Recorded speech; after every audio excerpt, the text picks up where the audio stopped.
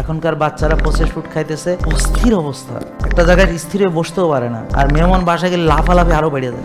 আমার কথা বুঝতে, এইবার লাভ দিয়ে টেবিলের উপরে ওঠে, সোফার উপরে ওঠে, মানে হেয়ার কর্মকাণ্ড দেখাইতে পারে। এটার একটা মেডিকেল টার্ম আছে ADHD, attention deficient hyper active disorder. ওই হাইপার অ্যাক্টিভিটি মানে হলো এইটা, শয়তানি বাদরামি যা আছে, ইবলিসে মনে হয় হ্যারে নাড়ে ছাড়ে, মানে হ্যারে মনে হয় সাবি দিয়ে, ওই যে কিছু আছে না কি জানি একটা সাবি দিয়ে এরকম নাচায়, হ্যাঁ হ্যারে মনে হয় ওনা সাবি দিয়ে নাচায়।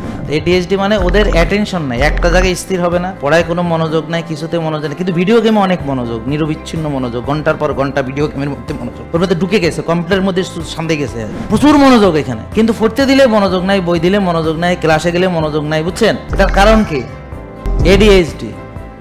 এই যে MSG, মনোসোডিয়াম গ্লুটামেট, এই যে প্রসেসড ফুড, এই যে আল্ট্রা প্রসেসড ফুড, এটা হলো এইটারই হলো আপনার পরিণতি। সরাসরি একদিন আসলে ভালো হয়, তো আপনারা 09678242404 এই নম্বরে ফোন করে সরাসরি এখানে আসেন, সেশন শুনেন, ডাক্তার দেখান, পুষ্টিবিদ দেখান, জিমের পরামর্শ নিয়ে যান, ব্যায়াম শিখিয়ে দিবে, শ্বাসের ব্যায়াম শিখিয়ে দিবে, এগুলো এর জন্য একটা টাকাও লাগবে না।